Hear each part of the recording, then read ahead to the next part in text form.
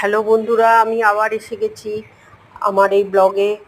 আমি আজকে তোমাদের সাথে শেয়ার করতে এসেছি কিভাবে গাছকে এই রৌদ্র বা গরমে, ভীষণ গরম ভীষণ গরম, এই গরমের মধ্যে আমি কিভাবে সবুজ গাছ রেখেছি। আমার বাড়ির যে গাছগুলো আছে, ফুলের গাছ, সেগুলোকে আমি কিভাবে যত্ন করি, সতেজ সবুজ রেখেছি, সেটা তোমাদের সাথে শেয়ার করব বলে আমি এসেছি।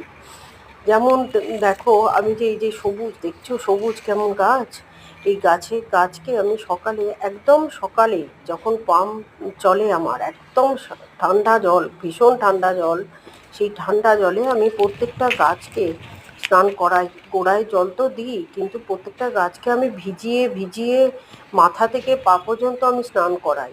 দেখো, এই রৌদ্রেও তারা সতেজ সবুজ কি সুন্দর আছে, দেখেছো?